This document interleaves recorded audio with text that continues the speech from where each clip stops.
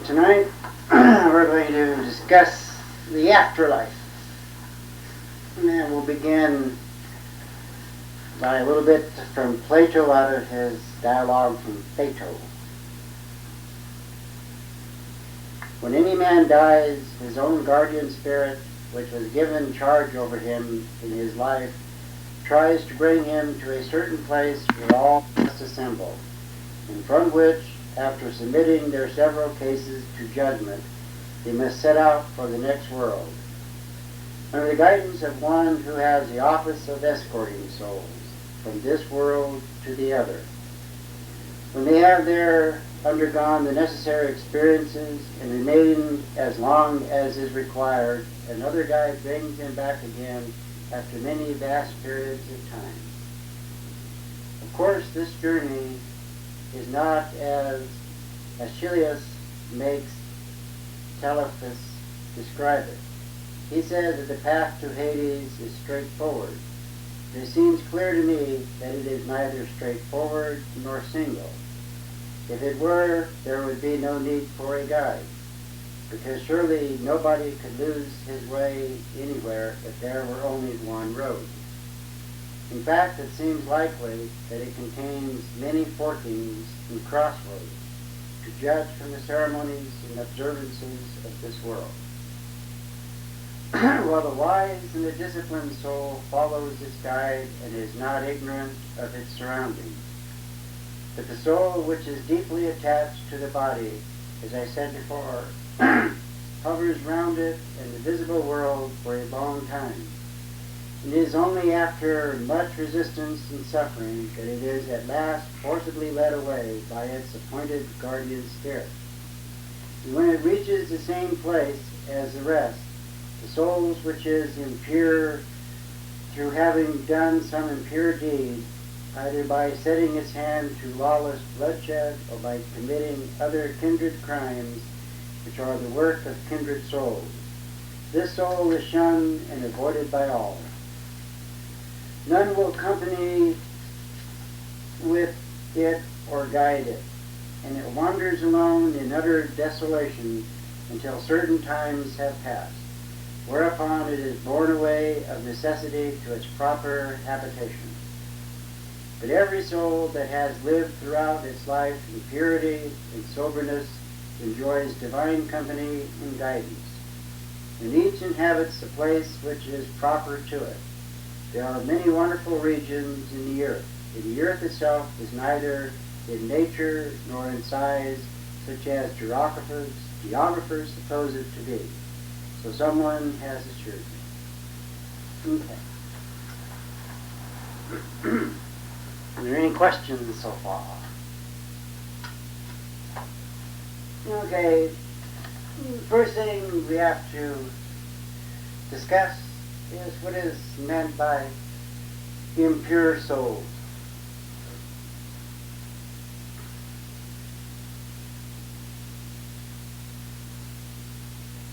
Or we also refer to them as lawless. Those who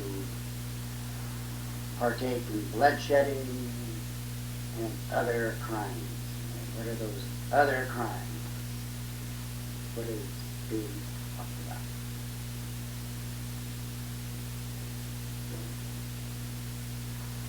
Yeah, the Christians would say sin. But what are they? What is really being talked about?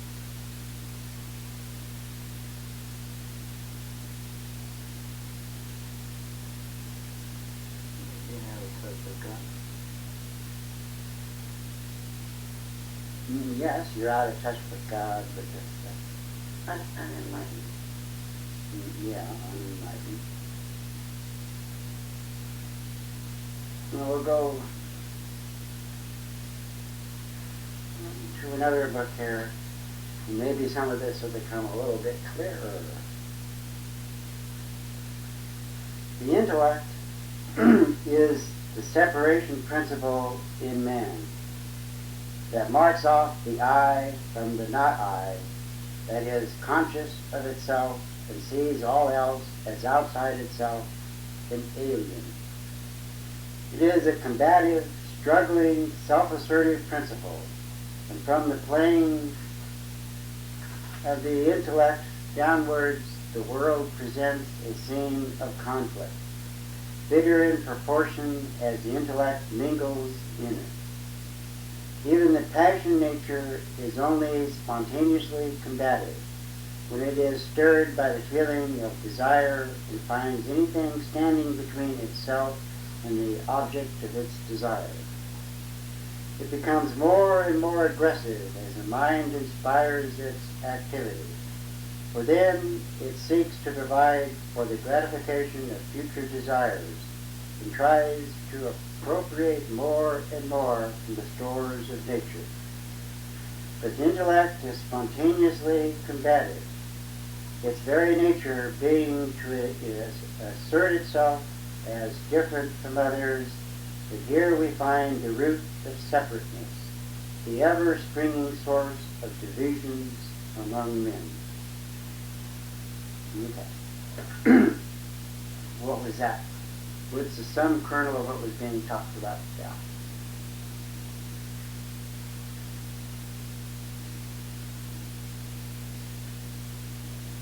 When one uses only the mind and the intellect, you don't really see. Yeah.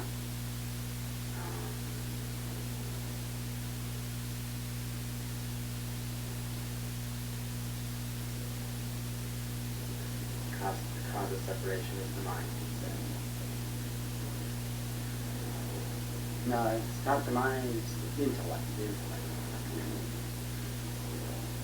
Right, in a lot of the ancient schools, they divided things up into what they called bodies: astral bodies, mental bodies, spiritual bodies. Right, the reason they did this was actually to try to describe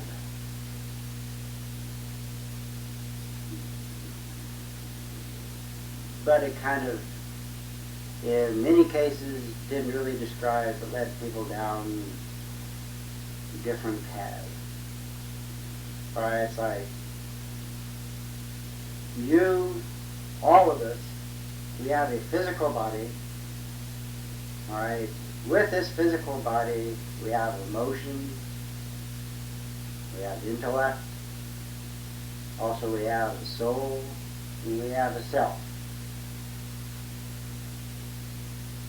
Alright, with this piece, was actually talking about is where the violent discord comes from in this world.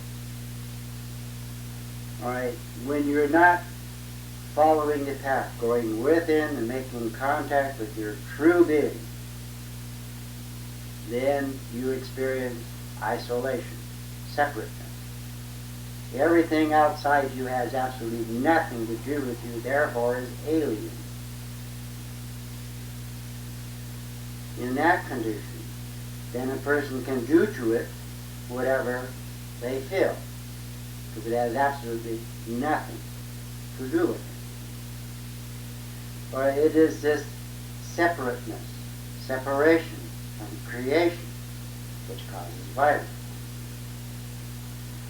Alright, now, when we pass through transition, what happens? What goes with you?